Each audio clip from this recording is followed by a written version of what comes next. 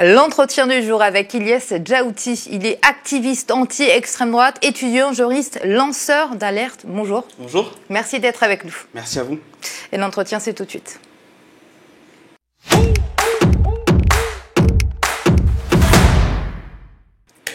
Bonjour Ilyes, alors on va le voir, la montée de l'extrême droite en France est dans nos universités de plus en plus palpable, avec un silence malheureusement de la direction. Première question, toi personnellement, qu'est-ce qui t'a poussé à te lancer dans la lutte contre le racisme en France et en tant qu'étudiant dans les universités? Déjà, merci de me recevoir, ça me fait plaisir de pouvoir être là pour porter et discuter justement des sujets que je porte en tant que lanceur d'alerte.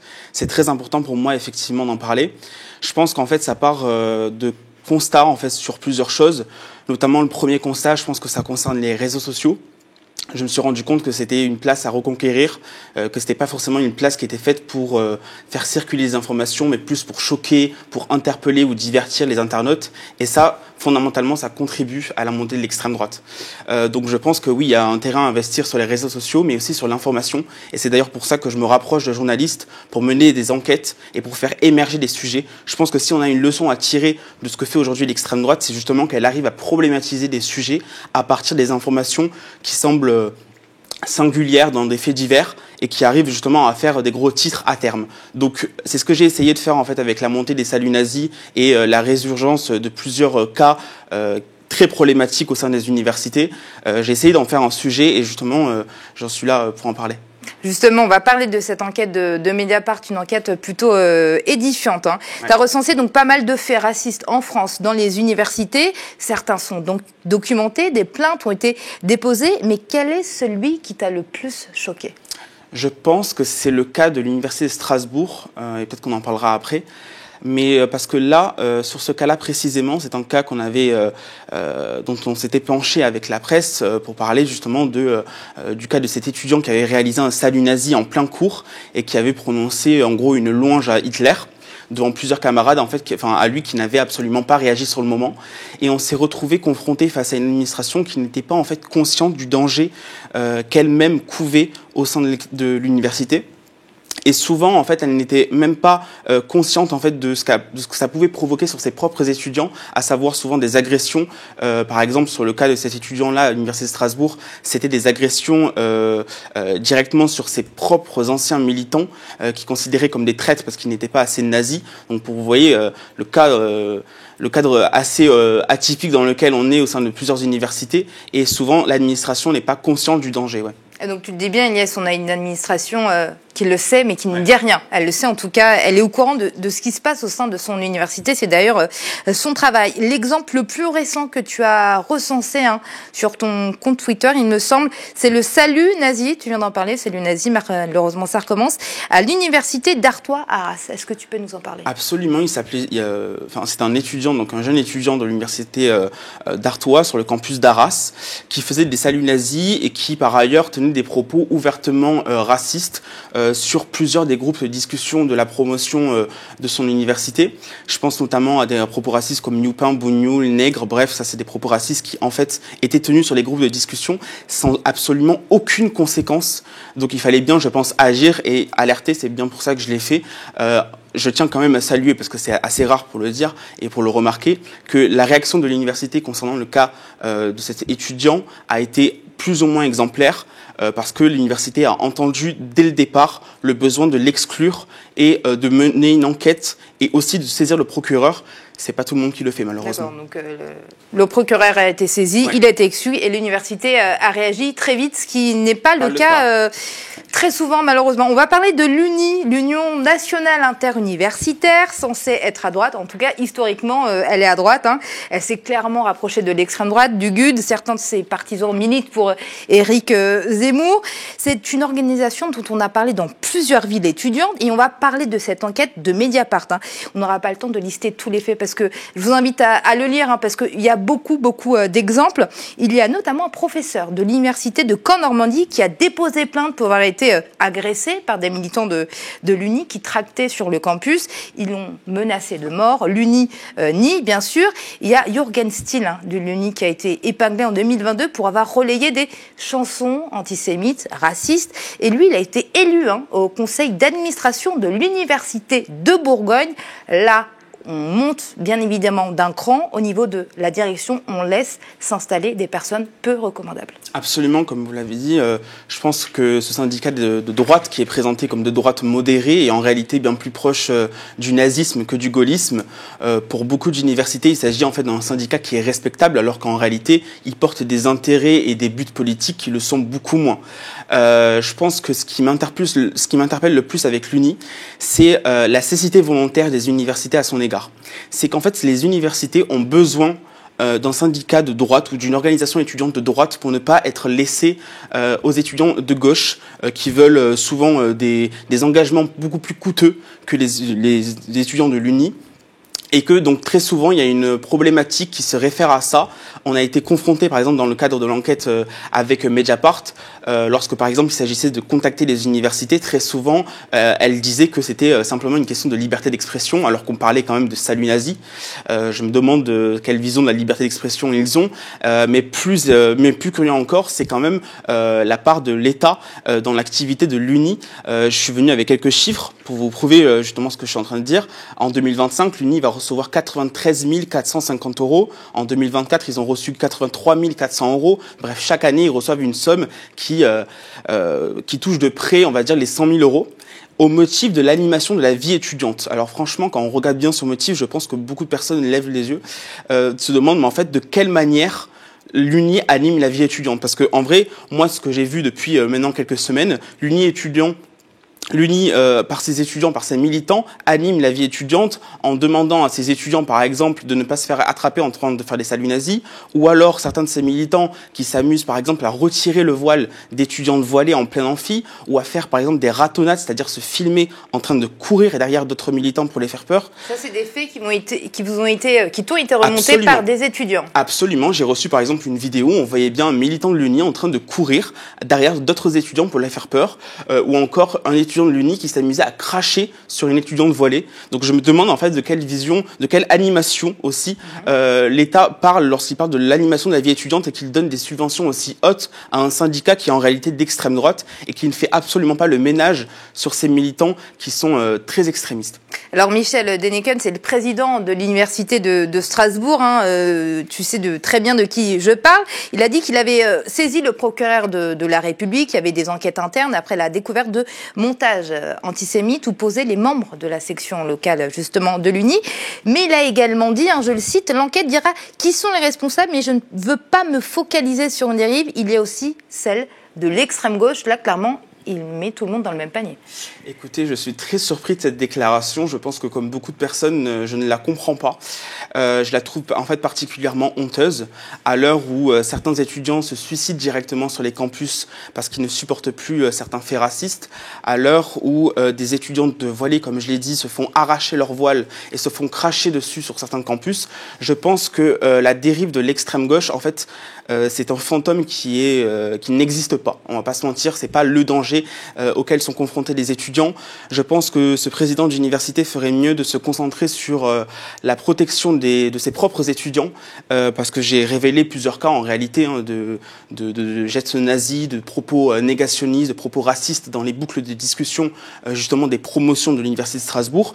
Je vois pas comment est-ce que lui peut en déduire que sa priorité devrait être l'extrême droite. Je ne le comprends absolument pas et je trouve vraiment cette déclaration très honteuse. Ouais. Alors quand il parle des dérives de l'extrême gauche, le sous-texte, il parle bien évidemment des étudiants pro-palestiniens comme ils sont appelés, qui ont été délogés au soir par les forces de l'ordre. Ils ont été délogés de Sciences Po. Comment vous avez vécu ces faits ?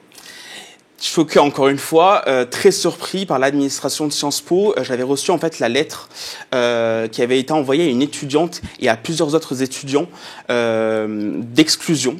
Parce que ces étudiants-là s'étaient mobilisés pour la Palestine et on leur reprochait exactement, et je vais vous lire le propos dans la lettre, on leur disait qu'en gros, puisqu'ils avaient dit Israël assassin, Sciences Po complice, alors ils engageaient en fait des troubles à l'ordre public et que c'était problématique pour l'université, donc elle avait l'obligation en fait de les exclure, mais qu'en fait ça ne disait pas que ça ne valait pas une restriction au niveau de leur liberté d'expression. C'est faux, d'une part, mais en plus, on peut quand même s'interroger sur l'administration et particulièrement sur le directeur Louis Vassy, qui est très mobilisé contre les étudiants qui se mobilisent pour la Palestine, qui demande simplement que la France embrasse des propositions concrètes pour venir en aide aux Palestiniens, alors même que, par exemple, des étudiants d'extrême droite, et je l'avais aussi révélé sur mes réseaux sociaux, avaient renommé des amphithéâtres au nom de négationnistes. Par exemple, ils avaient renommé un amphithéâtre de Sciences Po au nom de Jean-Marie Le Pen. Absolument aucune sanction n'a été prise là-dessus. Je pense que c'est quand même assez parlant. Donc il y a évidemment une priorité de la part de la direction de Sciences Po qui est à l'encontre en fait de la mobilisation pour la paix, et c'est très très grave. On a affaire à un deux poids deux mesures qui est flagrant ici. Quel est ton sentiment aujourd'hui, Lia? Est-ce que certains étudiants sont plus racistes, ou que c'est l'administration, la direction qui est plus timide? Écoutez, en réalité, je ne vais pas vous mentir, je pense que c'est les deux. Je pense d'abord que oui, il y a un problème au niveau du racisme au sein de ma génération en particulier. Après, on pourra évidemment se questionner sur l'état du débat public actuel et de comment est-ce qu'on nous l'a laissé, à savoir que tous les jours, on entend que les musulmans sont des ennemis de l'intérieur, que les franco-algériens sont de la peste, que les problèmes de racisme n'existent pas, au contraire qu'ils baissent, alors que c'est pas du tout le cas. Je pense que oui, il y a un problème qui est de l'ordre de l'augmentation des cas de racisme au sein des universités, particulièrement commis par des étudiants, pas que par ailleurs, mais aussi qu'il y a un problème avec les universités qui ne veulent pas entendre la vérité. Et vous savez, comme disait Jean Jaurès, le courage, c'est aussi de chercher la vérité et de la dire. Moi, j'ai cherché la vérité, je l'ai dit, j'ai pu la dire plutôt, avec quand même quelques difficultés au niveau des menaces. Mais l'université n'a pas voulu entendre, en fait. On s'est retrouvé confronté avec les journalistes de Mediapart et du Monde à des universités qui ne voulaient pas entendre la vérité, et tout simplement parce que la vérité ne les arrangeait pas.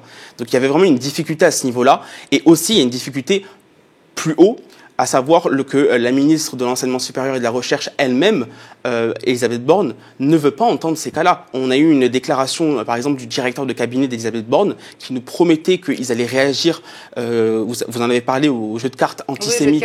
Oui, au jeu de cartes antisémite. Eh bien, il n'y a eu à ce jour aucune réaction de la ministre sur le sujet. Pourtant, la ministre, on entend parler tous les jours en ce moment du voile sur les joueuses de sport ou de foot. Voilà. Donc il y a une priorité qui n'est clairement pas de protéger. Il y a un manque de volonté politique, selon toi. Absolument. Alors, on parle de l'UNI. Le GUD était très actif dans les années 70-80. On disait même à cette époque que l'extrême droite allait recruter dans les universités françaises. Ça s'est un peu calmé. Puis le GUD est revenu en 2010 à Assas. Aujourd'hui, on a l'UNI. Est-ce que l'UNI est aussi dangereux que le GUD, selon toi? Absolument, parce qu'en fait, très souvent, les membres de l'UNI utilisent le syndicat de l'UNI pour se couvrir et avoir une image respectable. Et comme je vous l'ai dit, les intérêts et les objectifs de l'UNI le sont beaucoup moins. C'est juste une façade en réalité. Et même si l'État lui a donné un blanc-seing, que l'UNI se fait inviter par ici et là, notamment par des personnalités politiques de droite, on va pas se mentir, comme Laurent Wauquiez qui avait donné une très grosse subvention, ça avait fait un scandale en 2017 et en 2016, et que très souvent, en réalité, on remarque qu'il y a une proximité entre les élus de droite et les élus d'extrême droite et l'UNI, parce que l'UNI, encore une fois, bénéficie d'une couverture qui est respectable et utilisée en fait par les universités pour ne pas se retrouver confronté face à uniquement des représentations étudiantes qui sont que de gauche, que progressistes. Finalement, c'est un peu le garde-fou en fait de l'administration. Alors, on a parlé de la montée de l'extrême droite dans les universités. En France, en général, il y en a aussi. On a passé tout à l'heure un reportage en exclusivité ici sur les médias, ce qui s'est passé à Rennes avec Karl. Tu en as forcément entendu parler. Tu as vu les images? Absolument, et on me les avait envoyées. C'est pour ça que j'avais alerté sur un cas où on voyait précisément un agent de sécurité de cet influenceur d'extrême droite en train de fracasser la tête d'un individu contre le sol. Et il s'agissait, je tiens vraiment à le dire, d'une sécurité privée et pas de la police déjà, ce qui est choquant en soi. Concernant donc cet influenceur d'extrême droite, moi je tiens sécurité privée qui ne surveillait pas cette soirée et qui était devant une autre boîte de nuit. Absolument pas. Mais concernant cet influenceur d'extrême droite, je pense que c'est très intéressant parce qu'il y a eu un travail d'un journaliste qui s'appelle Lilian Petit, qui a lu en fait son livre qui s'appelle « Ça va mal finir ». Donc déjà il annonce la couleur. Et dans ce livre, il disait explicitement que pour lui l'État et la police sont contraints à la loi et que du coup il fallait en venir soi-même à monter par exemple des milices privées pour régler la situation. En d'autres termes, c'est un appel à la violence et à contourner la loi pour faire justice soi-même. Moi, je pense qu'aujourd'hui, quand on regarde bien ces dires, ses ennemis sont Amnesty International, ses ennemis sont le défenseur des droits. En fait, on remarque bien qu'il y a aussi un laisser-aller pendant plusieurs temps de l'administration, des institutions à l'égard de ces influenceurs, des gens qui agissent pour faire justice eux-mêmes directement sur le terrain, qui fracassent des gens, qui les gazent, qui utilisent des techniques qui sont d'habitude utilisées par la police avec un code qui a eux. Moi, ça me choque et j'espère sincèrement que, en l'occurrence, cet influenceur sera mis hors d'état de nuire, c'est-à-dire qu'il aura qu'il aura à répondre devant la justice pour être confronté sur tout ça. Alors, tu en parlais tout à l'heure, Ilyes, il y a un élève qui aurait tenté de mettre fin à ses jours en sautant d'une passerelle sur le campus de l'université de Rouen, après avoir accusé un professeur de propos racistes. L'enquête est en cours. On ne sait pas vraiment s'il y a un lien de cause à effet. Il y a une manifestation jeudi dernier parce que les étudiants veulent savoir. C'est assez opaque, cette histoire. Qu'est-ce que tu en sais, toi, en tant que lanceur d'alerte? Alors, moi, ce que je sais, c'est qu'on m'a remonté plusieurs propos du professeur en question qui aurait tenu donc des propos racistes à l'égard de cet étudiant qui a fait une tentative plutôt de suicide sur le campus Pasteur de l'université de Rouen. Ce professeur aurait tenu par exemple des propos comme il faut faire un projet venant de chez vous, venant de la jungle. Je pense que quand on est étudiant et qu'on est confronté non pas à des agressions venant d'autres étudiants, donc déjà c'est une plaie, mais en plus on est confronté à des problèmes et à des propos racistes de la part de professeurs, c'est encore plus violent. Cet étudiant s'est retrouvé dans une situation de détresse et en réalité, ce professeur avait tenu en fait des propos dans un article de droit de réponse qu'il avait publié par la presse en gros où il niait tout ce qu'avait pu subir cet étudiant. Cet étudiant a évidemment, je pense, s'est senti heurté et a vu qu'en réalité, il n'avait pas d'aide de l'administration qui parlait quand même de laisser le temps de l'enquête. Mais comment est-ce qu'on peut laisser le temps de l'enquête quand un étudiant se fait ouvertement agresser à la fois par les étudiants d'extrême droite sur son campus, mais aussi par un professeur? On ne peut pas demander un statu quo entre l'agresseur et l'agressé, c'est pas possible. Pour l'instant, en tout cas, le professeur... N'officie plus, ne travaille plus jusqu'à nouvel ordre. L'enquête est en cours. Il y a une conférence de presse normalement de l'université aujourd'hui. Je pense que tu en sauras plus. Tu nous tiendras bien évidemment au courant, Ilyes. En tout cas, merci pour le travail que tu fais. Merci d'avoir été avec nous et d'avoir répondu à nos questions. Merci à vous. Et merci à vous tous de nous avoir suivis. Une première permise par le Fonds de dotation pour une société solidaire. Merci à eux. N'hésitez pas à nous dire ce que vous pensez de cette émission en commentaire si vous nous regardez par YouTube et via email si vous nous regardez à la télé. Continuez à nous soutenir, à soutenir votre média, un média qui vous garantit une information libre et indépendante. Alors abonnez-vous à partir de 5 € par mois ou devenez même sociétaire de notre coopérative. À très vite sur le média. Très bonne journée.